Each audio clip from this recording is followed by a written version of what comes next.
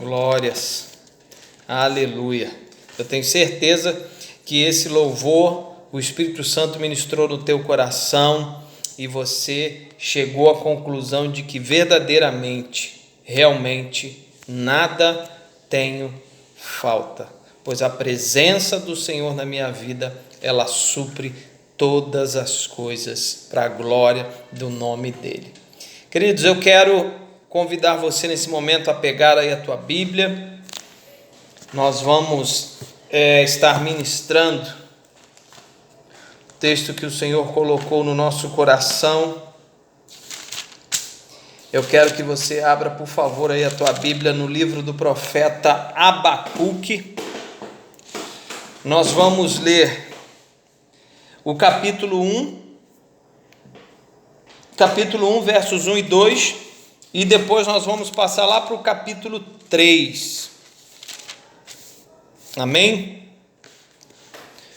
Nós vamos estar lendo Abacuque 1 e 2, e depois nós passamos para o capítulo 3, que diz assim, o título do capítulo 1 está assim: a iniquidade de Judá e seu castigo pelas mãos dos caldeus, a intercessão do profeta. Diz assim o capítulo 1 do verso 1: o peso que viu o profeta Abacuque. Verso 2: até quando, Senhor, clamarei eu, e tu não me escutarás? Gritarei violência e não salvarás. Agora nós vamos lá para o capítulo 3, que é o capítulo mais conhecido do livro de Abacuque, no verso de número 17. Eu já preguei uma vez nesse texto, e a palavra de Deus ela é tão rica que o Senhor ele ministra a cada dia uma palavra de uma forma, e ele traz uma aplicação para a nossa vida.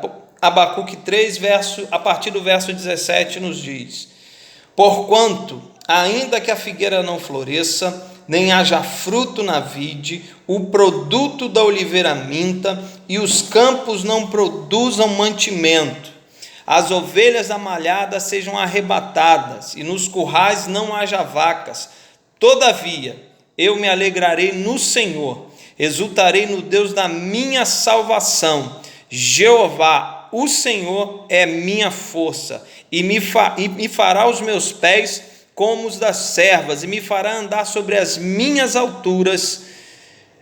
E aí ele bota aqui uma observação: para o cantor mor sobre os meus instrumentos de música. Glória a Deus. Queridos, nós queremos tratar nessa noite sobre um tema muito interessante, e o tema da nossa ministração, da nossa palavra nessa noite é que você possa guardar isso. Se você tiver uma caneta, se você tiver um papel, anote esse tema, acompanhe conosco aquilo que nós vamos aplicar esse texto. O título da nossa mensagem hoje é: ainda que me falte tudo, Deus continua sendo o meu Senhor. Ainda que me falte tudo, Deus continua sendo o meu Senhor. Amém? Então a gente precisa entender o que está acontecendo aqui em Judá. Nós precisamos entender o que o povo está passando aqui, o que o profeta, qual é o relato que ele traz para aquele tempo, qual é a palavra que ele dá àquele tempo no seu livro. Interessante, queridos, é que aqui no início há uma palavra de inquietação, uma palavra de clamor, uma palavra de socorro da parte do profeta Abacuque sobre o castigo que estava por vir sobre Judá pela mão dos caldeus, ou seja, pelas mãos da Babilônia, através do rei Nabucodonosor. Deus já havia falado que enviaria os caldeus para que ele pudesse subjugar a nação de Judá, o reino do sul. Então no capítulo 1 nós vemos aqui o clamor do profeta. O versículo 1 diz: o peso que viu o profeta Abacuque. E depois no verso 2 nós vemos o clamor do profeta: até quando, Senhor, clamarei eu e tu não me escutarás? Gritarei violência e não salvarás. Então o profeta aqui, ele está clamando a Deus, o profeta está inquieto, porque ele vê um peso, né, na situação que Judá está vivendo. Ele vê um peso, ele vê algo que está por vir sobre o povo, que é muito pesado, e ele clama a Deus. Algo que é muito interessante aqui sobre o profeta Abacuque, ele é um profeta, a Bíblia chama ele de profeta. O versículo 1 assegura a mesma coisa para nós, o peso que viu o profeta Abacuque.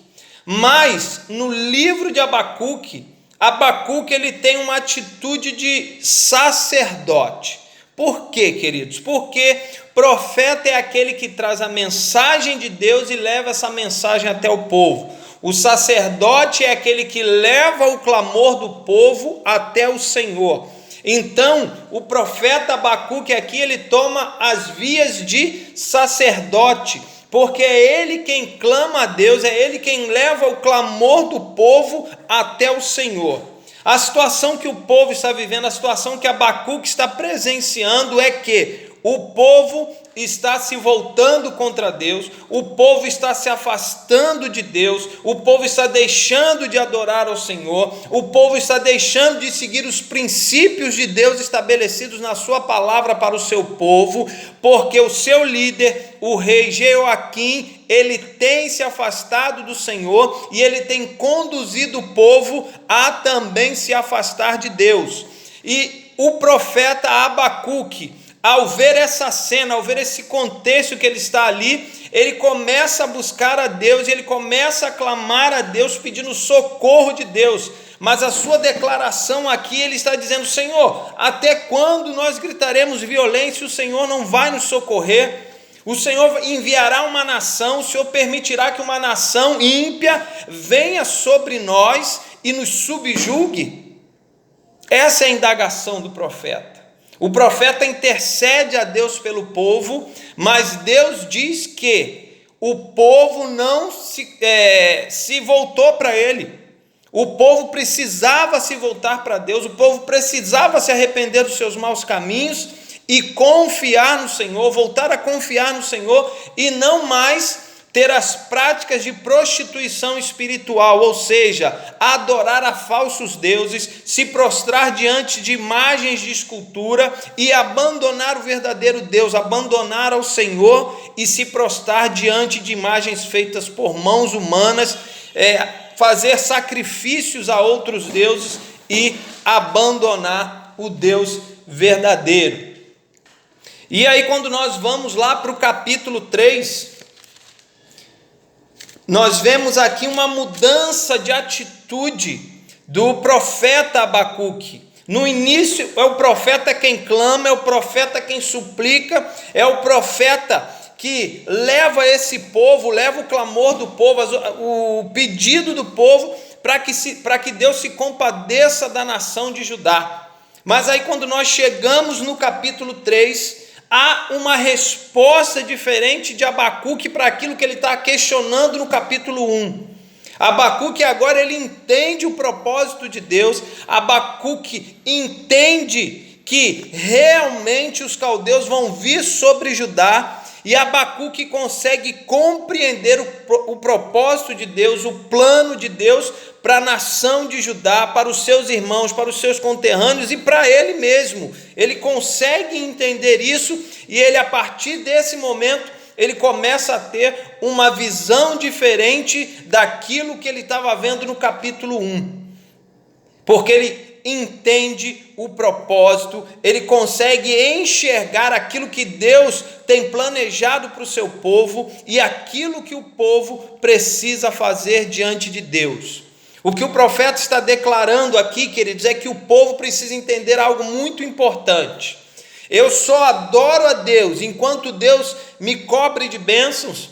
Deus só é Deus para mim enquanto aquilo que eu desejo, enquanto aquilo que eu clamo, enquanto aquilo que eu anseio, Deus tem me dado, ou o Deus é para mim, realmente eu adoro a Deus por quem Ele é e não por aquilo que Ele pode fazer por mim. É esse questionamento que Abacuque consegue entender.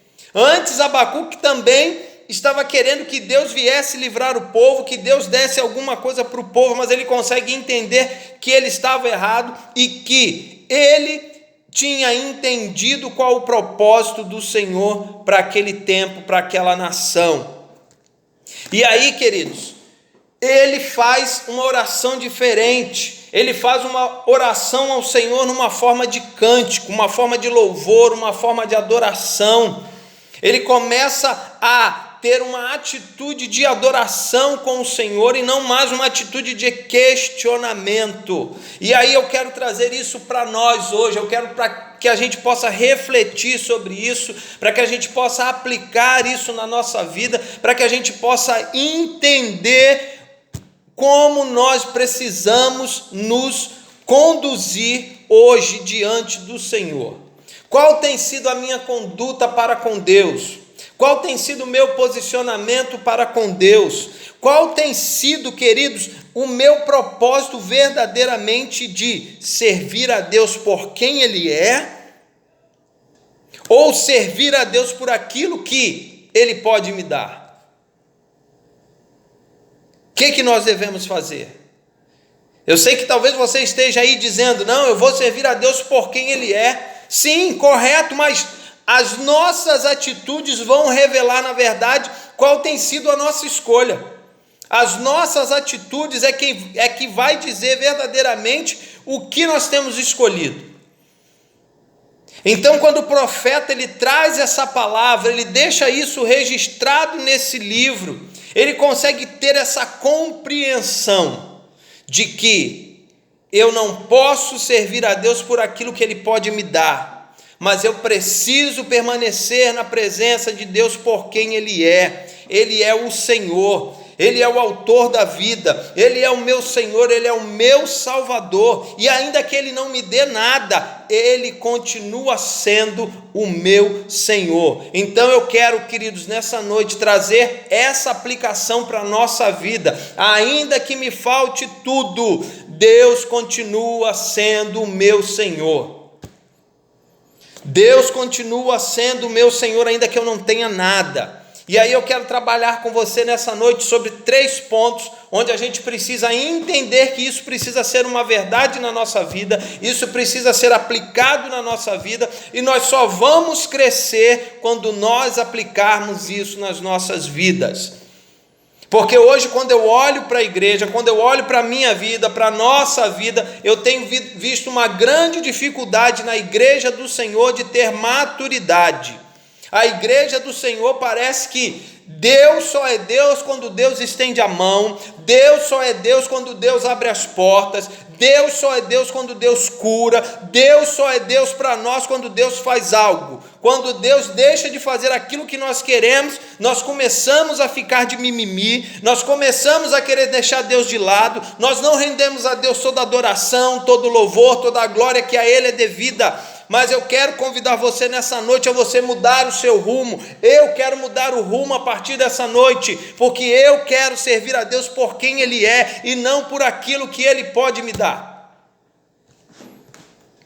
Então eu quero trabalhar 3 pontos nessa noite, para que a gente possa aplicar isso na nossa vida e que isso vire na nossa vida verdadeiramente algo que eu e você vamos fazer. Se nós queremos ter um crescimento, se nós queremos ter um relacionamento com Deus, se nós queremos verdadeiramente adquirir maturidade cristã, nós vamos precisar passar pelos percalços da vida, porque isso vai nos trazer grandes lições, porque Deus não é aquele que eu peço e Ele precisa me dar aquilo que eu quero, não, porque Deus tem sempre o que é melhor para mim, porque a vontade de Deus para a minha vida é boa, perfeita e agradável, ainda que eu não entenda que aquilo não era o que eu queria, mas Deus tem sempre o melhor, porque os planos de Deus são maiores do que os nossos, os pensamentos de Deus são maiores do que o nosso.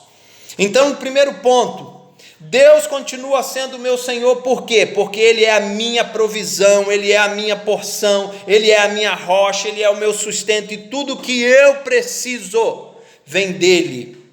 Tudo que eu preciso, tudo que você precisa, todo o teu sustento, toda a tua porção, toda a tua provisão vem do Senhor, e Ele não tem deixado faltar nada, nem para mim, nem para você, querido, porque Ele tem nos suprido dia após dia em glória, como diz a palavra de Deus.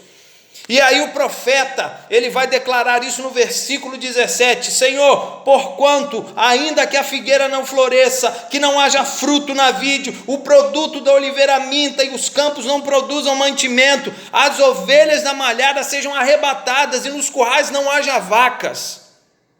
Queridos, o profeta está declarando aqui: Senhor, ainda que não tenha nada, Senhor, ainda que eu perque tudo, Senhor, ainda que os caldeus venham sobre nós e nos levem cativos e nos tirem tudo que nós temos, Senhor, eu quero declarar que ainda assim o Senhor continua sendo meu Senhor, porque nenhuma dessas coisas pode suprir a sua presença, nenhuma dessas coisas pode ser melhor do que estar na tua presença. Glória a Deus. O profeta está declarando, queridos, nada, Senhor, nada, porquanto ainda que a figueira não floresça, ainda que não haja nada, ainda que eles levem tudo, ainda que tudo seja arrebatado, ainda que tudo seja tomado de nós, Senhor, eu quero declarar que o Senhor continua sendo o meu Senhor, ainda que me falte tudo. Querido, o Salmo 23 vai dizer: o Senhor é o meu pastor, nada me faltará. Mas eu quero ir mais profundo nesse salmo, e eu quero trazer uma nova tradução para esse salmo. Sabe o que eu penso? O Senhor está dizendo assim para o salmista. Aqui o salmista está dizendo, mas agora eu estou trazendo para nós aquilo que o Senhor está dizendo para ele. O Senhor está dizendo para ele: olha, ainda que te faltem todas as coisas, eu continuo sendo teu pastor. Glória, ainda que te faltem todas as coisas, eu continuo sendo teu pastor. Deus está dizendo para ele: filho, ainda que tudo isso possa acontecer, eu quero te dizer que eu sou o teu pastor, porque sou eu quem te sustenta, sou eu quem te levanta, sou eu quem te ergue, sou eu que estendo a minha mão sobre a tua vida. Então, ainda que te falte tudo, só não pode te faltar a minha presença. Querido, eu posso perder tudo, posso não ter nada, mas se eu tiver a presença do Senhor, é como esse louvor que nós adoramos a Deus há poucos instantes: de nada eu tenho falta. Segundo ponto, Deus continua sendo meu pastor, por quê? Porque Ele é a minha salvação. Versículo 18, todavia, depois de fazer essa declaração maravilhosa do versículo 17, ele continua: todavia eu me alegrarei no Senhor, exultarei no Deus da minha salvação. Sabe por que Deus, mesmo que nos falte tudo, Ele continua sendo nosso Senhor? Queridos, porque Ele é a nossa alegria, Ele é a nossa salvação. Ele, o Senhor, Deus, o Pai Todo-Poderoso, entregou o seu Filho, Jesus Cristo, para que Ele fosse entregue na cruz do Calvário por mim e por você, e Ele levou sobre Ele toda a nossa condenação, e Ele nos reconciliou com o Pai, Ele nos justificou, ou seja, Ele nos tornou justos, e eu tenho livre acesso ao trono da glória do Deus Todo-Poderoso. Eu não preciso mais de um sumo sacerdote que me leve até Deus. Eu mesmo posso me achegar diante do Deus Todo-Poderoso e posso apresentar a Ele o meu clamor, a minha súplica e a minha oração. Então, ainda que me falte tudo, Deus continua sendo meu Senhor, porque Ele é a minha alegria, Ele é a minha porção, Ele é a minha salvação. E como diz Romanos, o apóstolo Paulo dizendo aos Romanos, na sua carta no capítulo 8, no versículo 39, nem a morte, nem a vida, nem principados, nem potestades, ou alguma outra criatura desse mundo, nada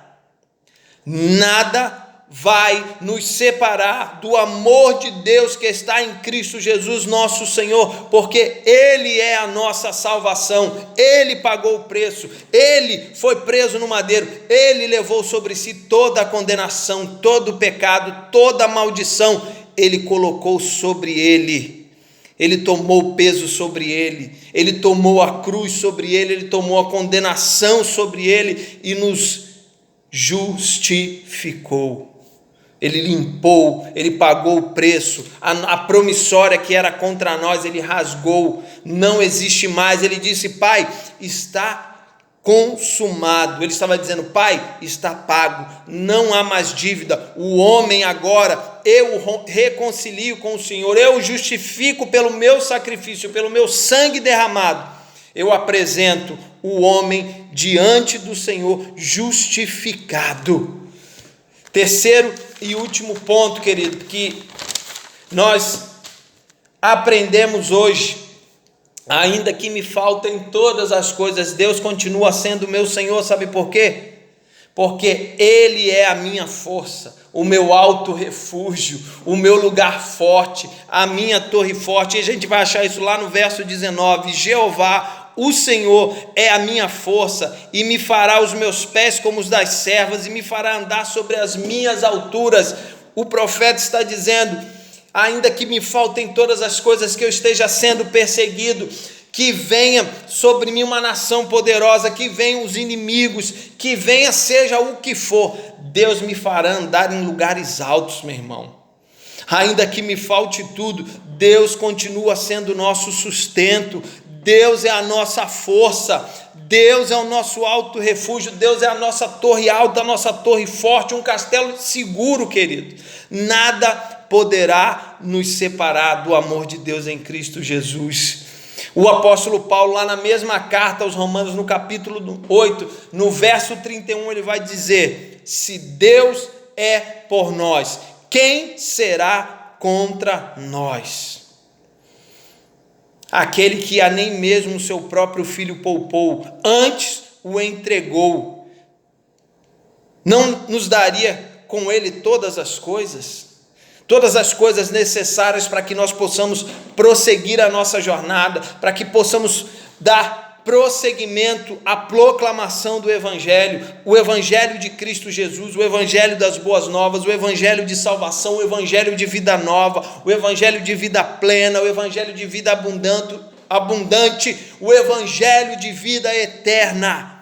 Uma vida eterna com o Senhor, uma vida eterna estando na presença do nosso Rei e Salvador em todo o tempo, no local onde, como diz Apocalipse, não haverá mais pranto, não haverá mais morte, não haverá mais dor, porque as primeiras coisas já passaram, e Jesus diz: eu faço nova todas as coisas. Então, ainda que alguma coisa terrena nos falte, nada disso pode nos separar do amor de Deus, querido. Nada disso pode ser a desculpa para que eu não sirva ao Senhor com excelência. Queridos, ainda que me falte tudo isso, ainda que o meu sustento seja tirado, ainda que não haja nada, Deus continua sendo meu Senhor, porque Ele vai continuar sendo meu sustento dia após dia. E é aí que a gente precisa entender isso, a gente precisa ter esse entendimento de que chega de murmuração, chega de disse-me-disse, chega de fofoquinha, chega de, fulano fez isso, fulano fez aquilo. Querido, foca na sua vida, querido, foca em você, querido, coloca os teus olhos em Cristo. Mas o meu irmão, esquece o teu irmão. Você precisa olhar para o teu irmão e cooperar com ele, mas esquece de olhar para ele e para a vida dele. Se ele estiver errando, que você seja o primeiro a estender a mão para ele, que você seja o primeiro a querer levantá-lo e não acabar de derrubá-lo, porque nós somos a igreja de Cristo, e a igreja de Cristo ela trabalha unida. A igreja de Cristo é uma unidade do corpo de Cristo, onde nós somos os membros, mas o cabeça é Cristo, Ele é o líder, é Ele quem nos conduz, é Ele. Mas nós precisamos entender, eu não sou melhor do que o meu irmão não é melhor do que eu. Nós temos um propósito: servir a Deus com excelência, e de que nada pode nos separar do amor de Deus que está em Cristo Jesus? E ainda que nos falte tudo,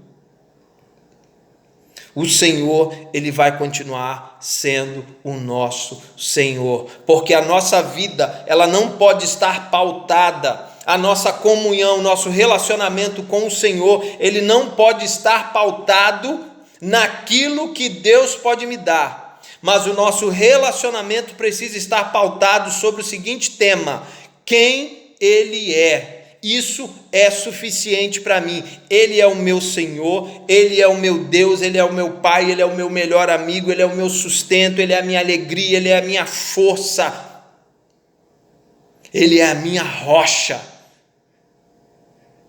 A nossa vida precisa estar pautada nisso. Nós só iremos crescer, nós só iremos adquirir maturidade, relacionamento, conhecimento, aprofundar o nosso relacionamento e o nosso conhecimento de Deus, quando nós entendermos que não são as coisas que Ele pode nos dar que nos fazem andar com Ele, que nos fazem querer ser dele, mas sim quem Ele é. E o profeta Abacuque, ele consegue entender isso de uma maneira tremenda. Ele sai de um posicionamento de alguém que está questionando a Deus, achando que Deus não vai salvar o seu povo, achando que Deus tinha a obrigação de livrar o seu povo. Mas quando chega no capítulo 3, ele consegue entender que não. O propósito de Deus é muito maior do que isso.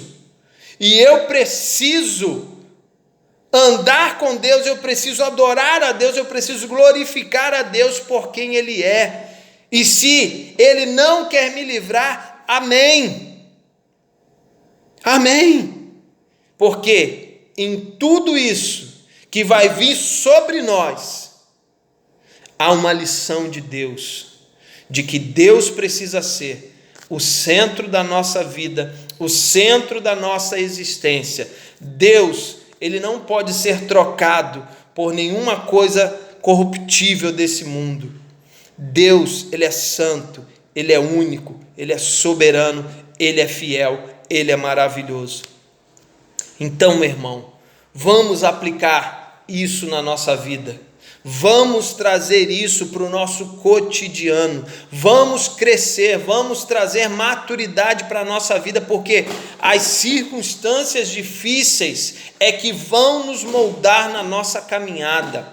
Os obstáculos, as barreiras, as dificuldades, as adversidades, assim como aconteceu com Judá, o sofrimento é que vai nos fazer avançar, é o que vai nos fazer crescer, é o que vai aprofundar o nosso relacionamento com Deus, quando nós entendemos que mesmo em meio a tribulações e dificuldades, Deus não nos desampara, Deus está conosco em todo o tempo. Fecha os teus olhos, vamos orar, vamos falar com Deus. Senhor, às vezes é muito difícil, Senhor, entender os teus planos e os teus propósitos, porque muitas vezes nós parecemos meninos mimados, filhos mimados, que acham que tudo aquilo que pedimos ao Senhor, o Senhor tem a obrigação de fazer, e que os nossos erros, Senhor, eles não irão nos trazer consequências, que as nossas atitudes erradas, impensadas, os nossos posicionamentos, eles vão nos trazer consequências. Uma vida na prática do pecado, ela vai nos trazer consequências. Uma vida de imoralidade, uma vida sem compromisso, uma vida de só querer receber, uma vida de achar que o Senhor tem a obrigação de nos dar tudo aquilo que pedimos. Mas nós aprendemos aqui, ó Deus, com o profeta Abacuque, que os questionamentos, as indagações, elas não tinham fundamento. E o teu servo, ó Deus, ele entendeu que ainda que viesse o julgamento, ainda que viesse o juízo, tudo isso era necessário devido às atitudes e o pecado em que a nação estava envolvida. Senhor, obrigado por essa palavra. E que nós, ó Deus, em nome de Jesus, possamos refletir naquilo que aprendemos nessa noite. E possamos crescer. E possamos entender que mesmo quando erramos, e quando nós nos arrependemos, o Senhor ouve a nossa voz e vem na nossa direção para nos socorrer, para nos salvar, porque o Senhor é um Deus fiel. Queremos, ó Deus, em nome de Jesus, colocar em prática na nossa vida aquilo que aprendemos através do livro do profeta Abacuque, que mesmo em meio a toda dificuldade e luta e problemas, o Senhor vai continuar sendo o nosso Deus, o nosso pastor, porque ainda que nos faltem todas as coisas, o Senhor continua sendo o nosso Salvador, o nosso Senhor, o nosso Deus, o nosso Pai.